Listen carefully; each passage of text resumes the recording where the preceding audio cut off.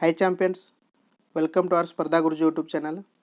ಇವತ್ತು ನಾವೇನು ಮಾಡೋಣ ಅಂದರೆ ಕರ್ನಾಟಕ ಇತಿಹಾಸದ ಬಗ್ಗೆ ಸಂಪೂರ್ಣವಾಗಿ ತಿಳಿದುಕೊಳ್ಳೋಣ. ಇವು ಮೊದಲು ಕ್ವಶನ್ಸ್ ಇರ್ತವೆ, ಇದಾದ ನಂತರ ಚಾಪ್ಟರ್ ವೈಸ್ ಎಕ್ಸ್ಪ್ಲೇಷನ್ ಇರ್ತೈತೆ ರೀ. ನೀವು ಮೊದಲೇ ಬಾರಿಗೆ ನಮ್ಮ ಚಾನಲ್ ನೋಡ್ತಿದ್ರೆ ತಪ್ಪದೇ ಸಬ್ಸ್ಕ್ರೈಬ್ ಮಾಡಿರಿ. ಇದು ವಿಲೇಜ್ ಅಕೌಂಟೆಂಟ್ ಆಗಿರ್ಬೋದು, ಪಿ ಡಿ ಒ ಆಗಿರ್ಬೋದು, KS ಆಗಿರ್ಬೋದು. ಹಿಂದಿನ ಕ್ವಶನ್ ಪೇಪರ್ ತೆಗೆದು ನೋಡಿ ಸ್ನೇಹಿತರೆ. KS ಅಲ್ಲಿ ಸುಮಾರು ಕ್ವಶನ್ಗಳು ಕರ್ನಾಟಕ ಇತಿಹಾಸ ಮೇಲೆ ಕೇಳಿದ್ದಾರೆ. ಹೀಗಾಗಿ ಇವನ್ನು ಪಾರ್ಟ್ ವೈಸ್ ನಾವು ಕ್ವಶನ್ಸನ್ನು ಡಿಸ್ಕಷನ್ ಮಾಡಿದ ನಂತರ ಚಾಪ್ಟರ್ ವೈಸ್ ಎಕ್ಸ್ಪ್ಲೇಷನ್ ಇರ್ತವೆ.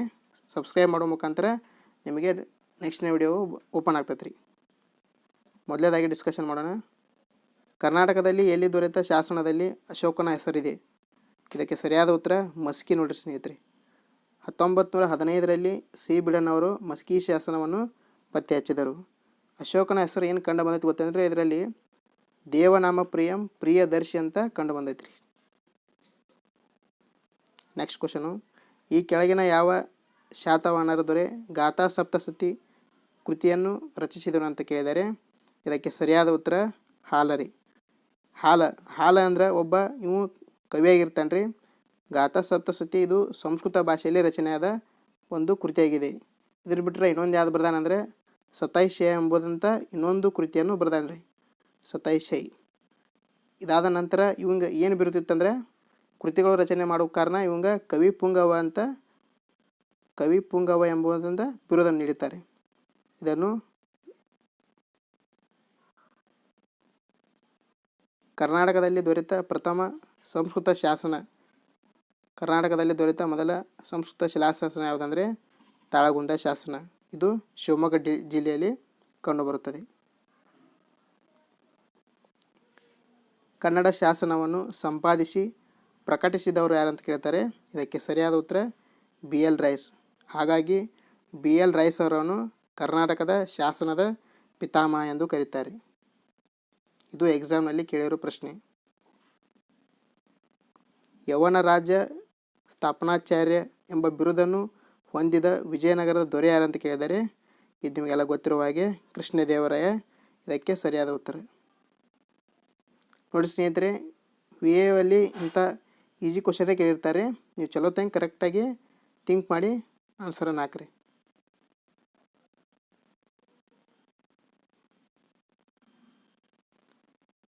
ಕರ್ನಾಟಕದ ಬಗ್ಗೆ ಮೊಟ್ಟ ಮೊದಲ ಸೂಚ್ಯ ಉಲ್ಲೇಖ ಈ ಗ್ರಂಥದಲ್ಲಿದೆ. ಅಂದರೆ ಕರ್ನಾಟಕ ಎಂಬ ಹೆಸರು ಮೊದಲು ಎಲ್ಲಿ ಕಂಡು ಬಂದೈತೆ ಅಂತ ಕೇಳ್ತಾರೆ. ಮಹಾಭಾರತದ ಸಭಾಪರ್ವದಲ್ಲಿ ಕಂಡು ಬಂದೈತೆ ರೀ. ಏನಂತ ಕಂಡು ಬಂದೈತೆ ಅಂದರೆ ಕರ್ನಾಟಕ ಎಂಬುದು ಕಂಡು ಬಂದೈತಿ. ಅದೇ ರೀತಿ ಹಲವಾರು ಕಡೆ ಕಂಡು ಬಂದೈತೆ ರೀ ಕರ್ನಾಟಕ ಎಂಬುದು. ಬಸವೇಶ್ವರರು ಪ್ರತಿಪಾದಿಸಿದ ಸಿದ್ಧಾಂತ ಯಾವುದು ಕೇಳಿದ್ದಾರೆ. ಇದಕ್ಕೆ ಸರಿಯಾದ ಉತ್ತರ ಶಕ್ತಿ ವಿಶಿಷ್ಟಾದ್ವೈತ. ಅದೇ ರೀತಿ ವಿಶಿಷ್ಟಾದ್ವೈತವನ್ನು ಪ್ರತಿಪಾದಿಸಿದವರು ಯಾರಂದರೆ ರಾಮಾನುಜಾಚಾರ್ಯ. ದ್ವೈತ ಸಿದ್ಧಾಂತವನ್ನು ರಚಿಸಿದವರು, ಅದೇ ರೀತಿ ದ್ವೈತ ಸಿದ್ಧಾಂತವನ್ನು ಶಂಕರಾಚಾರ್ಯರು, ಅದ್ವೈತ ಸಿದ್ಧಾಂತವನ್ನು ಮಧ್ವಾಚಾರ್ಯರು. ಈ ರೀತಿಯಾಗಿ ನೀವು ಕ್ವಶನನ್ನು ಅನಲೈಸಿಸ್ ಮಾಡಿರಿ. ಬಿಜಾಪುರದ ಗೋಲ್ ಗುಮ್ಮಟದ ನಿರ್ಮಾಪಕರು ಯಾರಂತ ಕೇಳಿದ್ದಾರೆ. ಇದಕ್ಕೆ ಸರಿಯಾದ ಉತ್ತರ ಯಾವುದಂದರೆ ಮೊಹಮ್ಮದ್ ಆದಿಲ್ ಶಾ. ಕರ್ನಾಟಕದ ಪ್ರಸಿದ್ಧ ದೋಬ್ ಪ್ರದೇಶ ಯಾವ ನದಿಗಳ ನಡುವೆ ಇದೆ ಅಂತ ಕೇಳಿದ್ದಾರೆ. ಇದಕ್ಕೆ ಸರಿಯಾದ ಉತ್ತರ ಯಾವುದಂದರೆ ತುಂಗಭದ್ರಾ ಮತ್ತು ಕೃಷ್ಣ. ಇದು ಎಲ್ಲಿ ಕಂಡು ಬರ್ತೈತೆ ಅಂದರೆ ರಾಯಚೂರು ಜಿಲ್ಲೆಯಲ್ಲಿ ಕಂಡುಬರುತ್ತದೆ.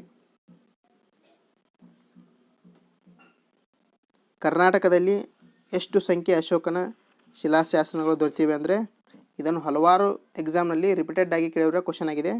ಇದಕ್ಕೆ ಸರಿಯಾದ ಉತ್ತರ ಯಾವುದಂದರೆ 14. ನೋಡಿ ಸ್ನೇಹಿತರೆ, ನಿಮ್ಮ ಕಡೆ ನೋಟ್ಸ್ ಇದ್ದರೆ ಒಂದು ಕ್ವಶನ್ ಇದು ಮಾಡಿರಿ, ನಾನು ಹೇಳ್ಕೊತ ಹೋಗ್ತೀನಿ, ಸುಮ್ಮನೆ ನೋಟ್ ಮಾಡ್ಕೊರಿ. ಮೊದಲೇದಾಗಿ ಕಲಬುರಗಿಯಲ್ಲಿ ಸನ್ನತಿ ಶಾಸನ ದೊರೆತೈತಿ. ಅದೇ ರೀತಿ ಮಸ್ಕಿ ಶಾಸನ ನಿಮ್ಗೆ ಗೊತ್ತಿರುವ ಹಾಗೆ ರಾಯಚೂರದಲ್ಲಿ. ಅದೇ ರೀತಿ ಗವಿಮಠ ಶಾಸನ ಮತ್ತು ಪಾಲ್ಕಿಗೊಂಡ ಇವೆರಡು ಕೊಪ್ಪಳದಾಗ ಕಂಡು ಬರ್ತಾವೆ ರೀ. ಬಳ್ಳಾರಿ ಒಳಗೆ ಉದಯಗೋಳ ಮತ್ತು ನಿಟ್ಟೂರು ಕಂಡು ಬರ್ತೈತೆ ರೀ. ಚಿತ್ರದುರ್ಗ ಜಿಲ್ಲೆಯಲ್ಲಿ ಬ್ರಹ್ಮಗಿರಿ, ಜಟ್ಟಿಂಗ ರಾಮೇಶ್ವರ, ಸಿದ್ದಾಪುರ ಶಾಸನವು ಕಂಡು ಬರ್ತಾವೆ ರೀ. ಈ ರೀತಿಯಾಗಿ ನೀವು ನೋಡ್ಕೊತ ಹೋದರೆ ನಿಮಗೆ ಎಕ್ಸಾಮ್ನಲ್ಲಿ ಕ್ವಶನ್ಗಳು ಆರಾಮಾಗಿ ಟಚ್ ಆಕಾವೆ ರೀ. ಈ ಕೆಳಗಿನವರಲ್ಲಿ ವಿಜಯನಗರ ಸಾಮ್ರಾಜ್ಯದ ಅವಧಿಯಲ್ಲಿ ಇದ್ದವರನ್ನು ಗುರುತಿಸಿ ಅಂತ ಕೇಳಿದ್ದಾರೆ. ಅಂದರೂ ಯಾರು ವಿಜಯನಗರ ಸಾಮ್ರಾಜ್ಯದಲ್ಲಿ ಇದ್ರಂತ ಕೇಳಿದ್ದಾರೆ. ಇದಕ್ಕೆ ಸರಿಯಾದ ಉತ್ತರ ಕನಕದಾಸರು. ಅದೇ ರೀತಿ ಬಸವೇಶ್ವರರು ಇದ್ದಿದ್ದು ಕಲ್ಯಾಣದ ಚಾಲುಕ್ಯರ ಸಾಮ್ರಾಜ್ಯದಲ್ಲಿ. ದಕ್ಷಿಣ ಪತೇಶ್ವರ ಎಂಬ ಬಿರುದು ಯಾರಿಗಿತ್ತು ಕೇಳಿದರೆ ಇದಕ್ಕೆ ಸರಿಯಾದ ಉತ್ತರ ಯಾರಂದರೆ ಇಮ್ಮಡಿ ಪುಲಿಕೇಶಿ. ಅದೇ ರೀತಿ ಉತ್ತರದ ಪತೇಶ್ವರ ಅಂತ ಹರ್ಷವರ್ಧನಿಗಿತ್ತು ರೀ. ನರ್ಮದಾ ನದಿ ಕಾಳಗದಲ್ಲಿ ಹರ್ಷವರ್ಧನನು ಇಮ್ಮಡಿ ಪುಲಿಕೇಶಿಯು ಸೋಲಿಸಿ ಪರಮೇಶ್ವರ ಎಂಬ ಬಿರುದನ್ನು ಪಡೆದುಕೊಂಡನು. ತ್ರೈ ಸಮುದ್ರ ತೋಯ ಪಿತಾಮಹ ಎಂದು ಬಿರುದು ಹೊಂದಿದವರು ಯಾರಂತ ಕೇಳಿದರೆ ಇದಕ್ಕೆ ಸರಿಯಾದ ಉತ್ತರ ಗೌತಮಿ ಪುತ್ರ ಶಾತಕರ್ಣಿ. ಈ ರೀತಿಯಾಗಿ ಯಾಕೆ ಕರೆದಾರೆ ಅಂದರೆ ನಮ್ಮ ಇಂಡಿಯಾದಲ್ಲಿ ಏನಂದರೆ ಅರಬ್ಬಿ ಸಮುದ್ರ ಆಗಿರ್ಬೋದು, ಅದೇ ರೀತಿ ಬಂಗಾಳ ಕೊಲ್ಲಿ ಮತ್ತು ಇಲ್ಲಿ ಒಂದೇ ಸೆಕೆಂಡ್ ಅದೇ ರೀತಿ ಹಿಂದೂ ಮಹಾಸಾಗರ, ಈ 3 ತೀರ ಪ್ರದೇಶಗಳಲ್ಲಿ ಗೌತಮಿ ಪುತ್ರ ಶಾತಕರ್ಣಿಯು ತನ್ನ ರಾಜ್ಯಗಳನ್ನು ವಿಸ್ತರಣೆ ಮಾಡ್ಕೊತಾ ಹೋಗ್ಕಂಡ್ರಿ. ಹೀಗಾಗಿ ತ್ರೈ ಸಮುದ್ರ ತೋಯ ಪಿತಾಮಹ ಅಂತ ಬಿರುದು ಬಂದಿದೆ ಅಂತ ಒಬ್ಬ ಇತಿಹಾಸಕಾರರು ತಿಳಿಸಿದ್ದಾರೆ.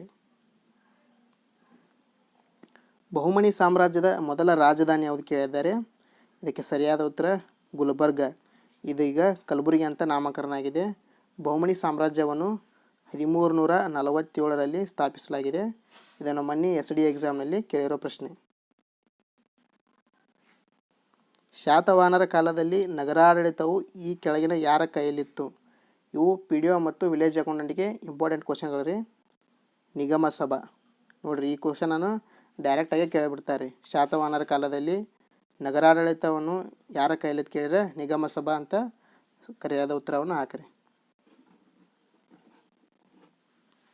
ಕೆಳಗಿನವುಗಳಲ್ಲಿ ಯಾವುದು ಕನಕದಾಸರಿಂದ ರಚಿತವಾಗಿಲ್ಲ? ನೋಡಿರಿ, ಈ ರೀತಿಯಾಗಿ ಕೇಳ್ತಾರೆ. ನೀವು ಕನಕದಾಸರ ಒಂದ ಕೃತಿ ನೆನಪಿಟ್ಟುಕೊಂಡ್ರೆ ನಡೆಯಂಗಿಲ್ಲ ರೀ, ಅಷ್ಟು ಕೃತಿಗಳು ನೆನಪಿಟ್ಟುಕೊಳ್ಳ್ರಿ. ಇಲ್ಲಿ ಹರಿಭಕ್ತ ಸಾರ, ರಾಮಜ್ಞಾನ ಚರಿತೆ, ಮೋಹನ ತರಂಗಿಣಿ ಇವು 3 ಕೃತಿಗಳು ಕನಕದಾಸರದೇ. ಇಲ್ಲಿ ರಚಿತವಾಗಿಲ್ಲ ಕೇಳಿದ್ರಿಂದ ನ್ಯಾಯಾಮೃತ ಇದು ಕನಕದಾಸರಿಂದ ರಚಿತವಾಗಿಲ್ಲ. ಕದಂಬರ ರಾಜಧಾನಿ ಯಾವುದು? ಕದಂಬರ ರಾಜಧಾನಿ ನಿಮಗೆಲ್ಲರಿಗೂ ಗೊತ್ತಿರುವ ಹಾಗೆ ಬನವಾಸಿ. ಇಂಥ ಸಿಲಿ ಕ್ವಶನನ್ನು ಒಬ್ಬೊಬ್ರು ತಪ್ಪಾಕಿ ಬರ್ತಾರೆ. ಹೀಗಾಗಿ ಇಂಥ ಒಂದು ಕ್ವಶನ್ಗಳನ್ನು ಕೇಳ್ತಾ ಇರ್ತಾರೆ ಕೇಳಿದವರು. ವಿಜಯನಗರ ಸಾಮ್ರಾಜ್ಯದ ಸ್ಥಾಪನೆಗೆ ಸಂಬಂಧಿಸಿದ ಆಧ್ಯಾತ್ಮಿಕ ನಾಯಕರು ಯಾರಂತ ಕೇಳಿದ್ದಾರೆ. ಇದಕ್ಕೆ ಸರಿಯಾದ ಉತ್ತರ ವಿದ್ಯಾರಣ್ಯರು. ಹಕ್ಕಬುಕ್ಕರು ವಿದ್ಯಾರಣ್ಯರ ಸಹಾಯದಿಂದ ಏನು ಮಾಡ್ತಾರೆ ಅಂದರೆ ವಿಜಯನಗರ ಸಾಮ್ರಾಜ್ಯವನ್ನು ಸ್ಥಾಪನೆ ಮಾಡ್ತಾರೆ. ಯಾವಾಗಂದ್ರೆ 1336ರಲ್ಲಿ ಸ್ಥಾಪನೆ ಮಾಡ್ತಾರೆ. ಕನ್ನಡದ ಅತ್ಯಂತ ಪ್ರಾಚೀನ ಶಾಸನ ಯಾವುದು ಕೇಳಿದರೆ ಇದಕ್ಕೆ ಸರಿಯಾದ ಉತ್ತರ ಹಲ್ಮಿಡಿ. ಹಲ್ಮಿಡಿಯು ಹಾಸನ ಜಿಲ್ಲೆಯಲ್ಲಿ ಕಂಡು ಬರ್ತೈತೆ ನೋಡ್ರಿ. ನೀವು ಯಾರ್ಯಾರು ಹಾಸನ ಕಡೆ ಹೋದಾಗ ಅದನ್ನು ಸ್ವಲ್ಪ ನೋಡ್ಕೊಂಬಿಡ್ರಿ, ಅಂದರೆ ನೆನಪು ಉಳಿತೈತ್ರಿ. ಕದಂಬ ವಂಶದ ಸ್ಥಾಪಕ ಯಾರು? ಕದಂಬ ವಂಶದ ಸ್ಥಾಪಕ ಯಾರಂದರೆ ಮಯೂರವರ್ಮ. ಈ ಮಯೂರವರ್ಮನು ಬ್ರಾಹ್ಮಣ ವಂಶದವನಾಗಿರ್ತಾನೆ ರೀ. ಅಂದ್ರೆ ಬ್ರಾಹ್ಮಣ ವಂಶದ ಮಯೂರ ಶರ್ಮ ಆಗಿರ್ತಾನೆ ರೀ. ಶಿವಸ್ಕಂದ ವರ್ಮನ ಅವಮಾನದಿಂದ ಶರ್ಮ ಹೋಗಿ ವರ್ಮನಾಕ್ಕನೆ ಅಂತ ತಿಳಿದು ಬರ್ತೈತೆ ರೀ ಅವ್ರಿಗೆ ಶಾಸನದಲ್ಲಿ. ಸರ್ ಎಂ ವಿಶ್ವೇಶ್ವರಯ್ಯವರ ಮೈಸೂರಿನ ದಿವಾನರಾಗಿದ್ದು ಯಾರ ಕಾಲದಲ್ಲಿ? ಅಂದರೆ ಸರ್ ಎಂ ವಿಶ್ವೇಶ್ವರಯ್ಯವು ಯಾರ ಕಾಲದಲ್ಲಿ ದಿವಾನರಾಗಿ ಕೆಲಸವನ್ನು ಮಾಡ್ತಿದ್ದೆ ಅಂತ ಕೇಳಿದರೆ ಇದು old question paper referred question ರೀ. ಇದನ್ನು ಹಿಂದಿನ ಪ್ರಶ್ನೆಯಲ್ಲಿ ಕೇಳಿರೋ ಪ್ರಶ್ನೆ ಆಗಿದೆ. ಇದಕ್ಕೆ ಸರಿಯಾದ ಉತ್ತರ ನಾಲ್ವಡಿ ಕೃಷ್ಣರಾಜ ಒಡೆಯರು. ಕೃಷ್ಣರಾಜ ಸಾಗರದಲ್ಲಿ ಬೃಂದಾವನ ಉದ್ಯಾನವನಗಳ ನಿರ್ಮಾಣಕ್ಕೆ ಕಾರಣವಾದ ಮೈಸೂರಿನ ದಿವಾನರು ಯಾರಂತ ಕೇಳಿದ್ದಾರೆ. ಅಂದರೆ KRS ಡ್ಯಾಮ್ನಲ್ಲಿ ಬೃಂದಾವನವನ್ನು ನಿರ್ಮಿಸಿದವರು ಕೇಳಿದ್ದಾರೆ. ಇದಕ್ಕೆ ಸರಿಯಾದ ಉತ್ತರ ಯಾವುದಂದರೆ ಸರ್ ಮಿರ್ಜಾ ಇಸ್ಮಾಯಿಲ್.